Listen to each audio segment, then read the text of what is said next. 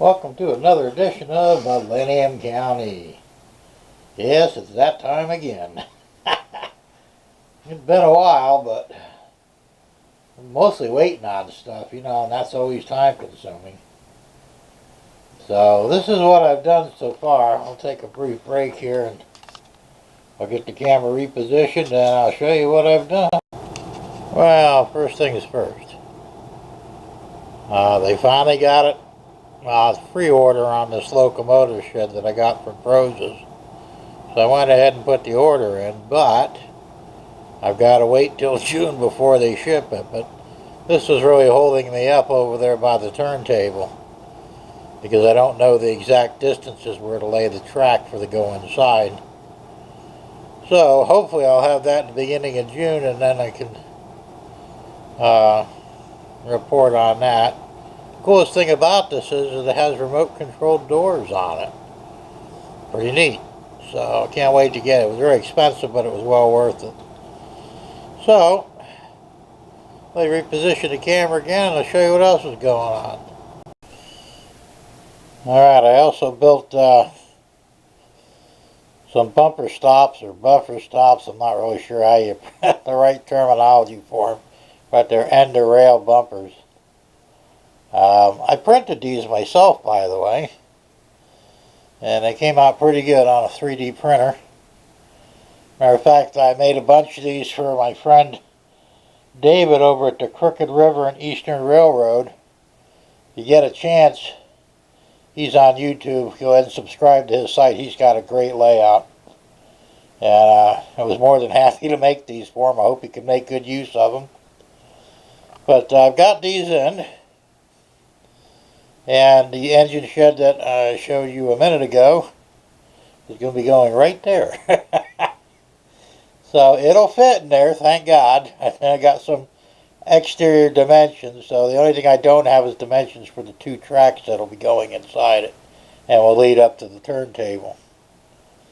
So once I get that, I'll set it in place, get the track down, and then I can start doing, plants and weeds and debris and whatever else I can think about putting here and getting some, getting it scenic out.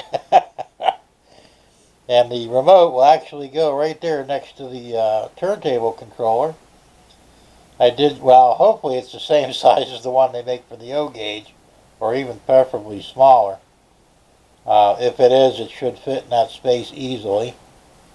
Let's hope anyway. Let's see, what else have I done? That's pretty much it.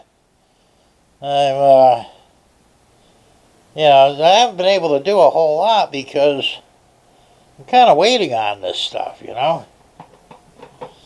And I'm spending a fortune on other things that needed to be taken care of around the house, so I'm a little short-handed on cash for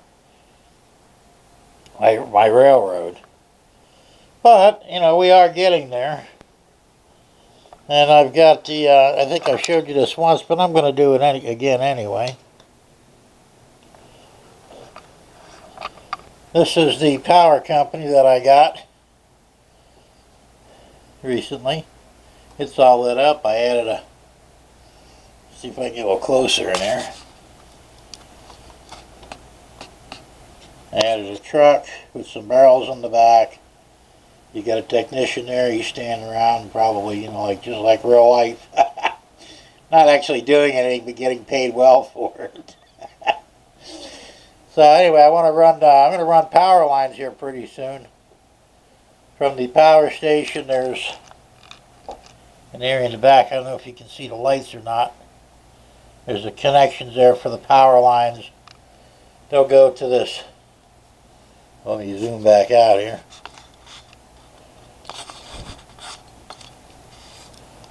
Alright, this is like a pretend huge transformer. It's actually a heat sink for a PC CPU, but I painted it white and it looks pretty cool. Looks like a transformer. Now there's just the right amount of nubs on the top for the power lines, two positive 110s and a neutral. So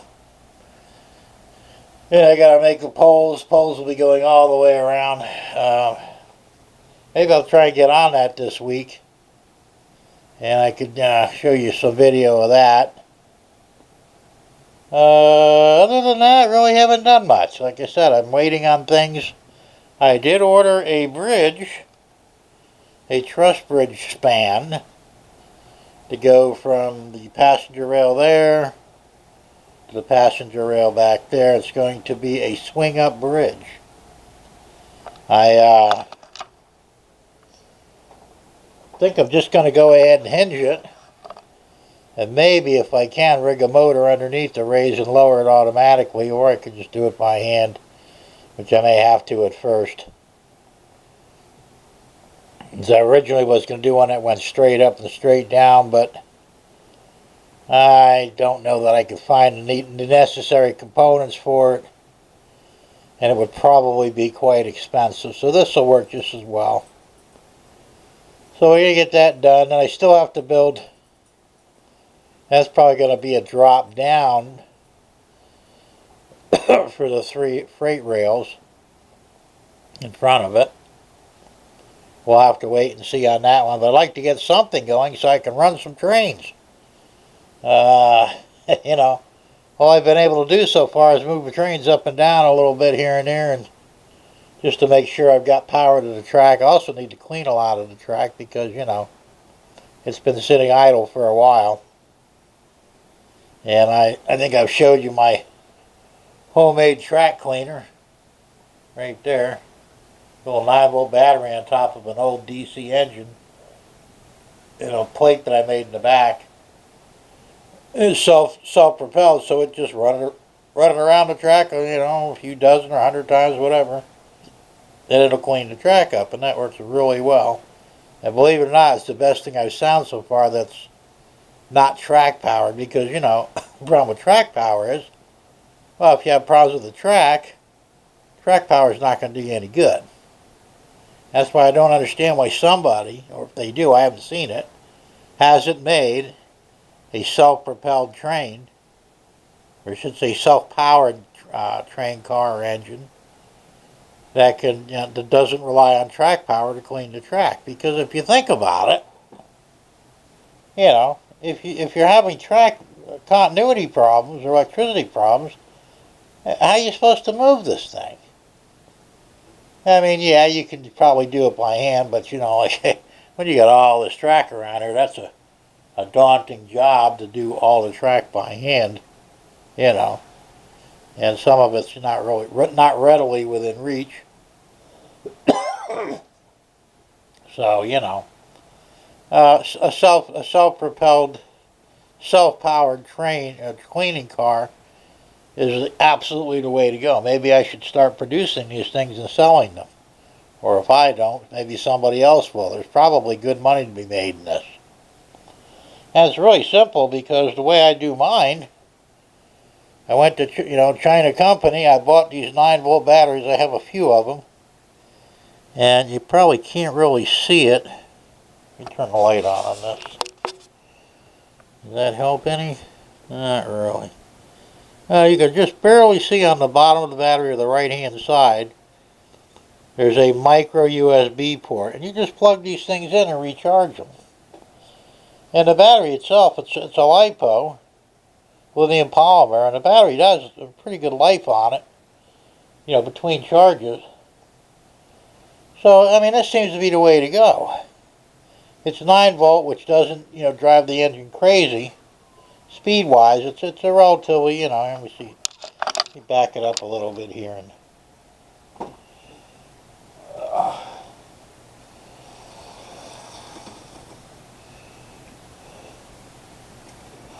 that's as fast as it goes right there.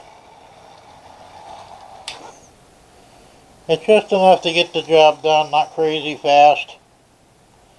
And you could probably run around the track for, I'll bet you, a good hour before the battery needs to be recharged. You can't go wrong there. So, but anyway, after I get this bridge put in, I'll at least be able to run the passenger rail, which will be nice. You know, I'll get the track cleaned, I run my my Santa Fe engine over there, and I've got two Amtrak high railers. I'm not sure what you call them, but they're actually like two doubles. I rode one of those when I went to New Jersey a few years ago. It was a lot of fun. I may add more onto it. I don't know yet. I don't have a very big area, you know, for the train station, which is right there. It's got a bunch of stuff piled all over it. And the rail actually ends right here.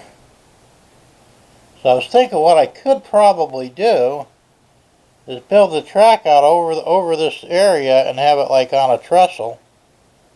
And then I can add 2 or 3 more cars and still be able to, you know, position each one in front of the Amtrak station. So that's a good probability. I might do that. I'll probably have to print something up, you know, with my handy 3D printer, which is a great thing to have. Now, I'll tell you, if you're really serious about model railroading, you might want to look into getting one of these. I paid less than $200 for this. You do have to assemble it yourself, but if you're already doing model railroading, this should be a breeze. And it doesn't take long. The learning curve to learn how to use it is very simple. And realistically, there's no limit to what you can make except for, you know, build plate size. Now, the build plate on this, I think, is about 9 inches square. And I believe the height I can go to 12 inches. And they do make different ones, but usually the bigger the build plate, the more expensive the machine is. So this one here is a, I can't even remember who made it. Yeah, like I said, I got it from China. It's a very common one. I did make some upgrades to it. It doesn't come with a lot of things. The white ladder-like thing there, I printed that, believe it or not. And it's a wire guide to protect the wiring. Same with the one on the lower, the orange. I made the reel holder on the top. There's some extra bracing there you'll see in white. There's all kinds of things you can make for them, you know, to improve its functionality. They did recommend, I read one place, because I did a little bit of research into this, and they recommended changing the power supply to a better one, which I did. It cost me, I think it was an extra $10, and I bought the power supply. It literally looks the same as what was in it, but it's, you know, protected breaker-wise, because unfortunately, some of the ones that you buy are real fire hazards. I mean, that's the last thing you need is, you know, your equipment going up in smoke. And there's some other breakers that I added that protect against overheating, like the build plate that's heated. That gets up to, I think, 60 or 70 degrees Celsius. Pretty hot. You can burn your hand pretty good on it. But it's necessary to keep your work, you know, stationary. I would suggest going on YouTube and just look up 3D printing and read. There's a lot of stuff involved. There's a lot of stuff there that guides you on what to expect, what modifications are really necessary, and operating techniques that, you know, when you buy the thing, it doesn't really explain anything. They just hand you this box of pieces with an instruction sheet to put it together, and then you're kind of on your own. So, you know, you want to look into it. Also, eBay has the best selection of the plastic filament. And you see I have several different colors. I pay an average of $13 a spool. I would suggest getting it on eBay because it's much cheaper that way. If you tried to buy it local, it could be $30, $40, $50. I'm not sure whose. I think I heard somewhere that Office Max sells it. I don't know, but like I said, if there was a place where you could buy it locally, like maybe a hobby center or something, they're going to bend you right over. Buy it on eBay. It's free shipping. $13 to $17 a spool. You can't go wrong. And you'll learn about the different types as well. I use the PLA filament. It works well for everything I need. They have other types that are specific to certain things, but not anything you'd probably use on your model railroad. If you're building something for your car or your house or something like that, you might want to use other materials. But for basic railroading stuff, PLA is fine. So anyway, I don't want to bore everybody to death with all this stuff, so look it up on Google or YouTube, and you'll get a pretty good idea. But trust me, if you're really into making your own stuff or have ideas for things that aren't available, printing is the way to go. Let's see, what else have I done? Oh, I bought a, oh, shoot. You know, I can't even remember what half the stuff is called. So I'm not around it like all day, every day. It's like everything else. But it's your static grass applicator. Battery powered or electric. That was $60. But it looks decent. It comes with the different size heads for different size, grass. So I want to start doing some of that soon too. But I really have to sit down and come up with how I want to do different areas, and I want to make them look as realistic as possible. There's really so much to do, and some of it is just if I'm not feeling 100% on a given day, I really don't want to come in here and do anything because it really requires all my concentration. And the stroke injury is not too bad that I suffered, but the diabetes, I wouldn't wish that on anybody. Seems like you're always tired and weak, no matter what you do. I mean, you get some days where you're a little energetic, but most time you're just kind of, like you've been up for 3 days. So, maybe one of these days we'll come up with a damn cure for that. That would be nice. But anyway, in the meantime, this is what I'm doing. I decided I want to put some tufts of grass back there by the oil containers to make it look like basically a little overgrown. I'm going to change the color of the, throw some dirt down or something that looks like dirt, and put some grass tufts in there, and maybe some gravel or rocks or whatever to give it that not well maintained look. So I'll be getting on that pretty soon too. So for the moment, that's where I'm at. Place is a mess again, of course. And you expected that, didn't you? Because I'm always complaining about the mess I make. I did buy a couple of train cars. I got the Peabody open container here, open coal car. I also have the Reading in the back. Those are two I just bought. I'm always on the lookout for train cars, especially unusual stuff. We're getting quite a bit of collection there, though. And I intend to buy a lot more. So, anyway, I'm going to wrap it up for the moment. I will be adding to this video as soon as I get a few more things done, hopefully in the next week or so. And I'll post it, and we'll go from there. So, stay tuned. Alright, here I am again.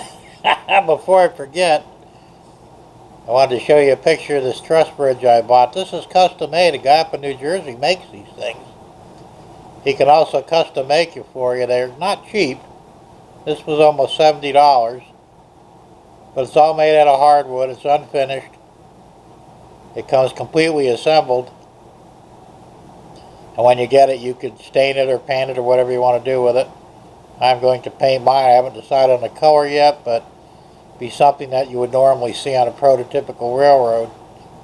But that's going to be the truss bridge for the for the passenger rail on the far back tracks for the doorway. So for now, it's going to be a manual lift up and down. Eventually, it'll be motorized, hopefully, and at least then I'll be able to at least power my passenger rails. And I might even come up with something similar. Oh, I don't know. No, I probably won't. I'll do something completely different for my drop-down pass-through for the freighter rails, since there's 3 of those. Anyway, that's where we're at. So I was going to wait till I did more on the track, but you know what? I don't want to keep you guys waiting, so I'm going to go ahead and wrap this up, get it prepared and post it, and we'll just do another one when I get more done. So until next time, happy railroading, and we'll see you soon. Bye.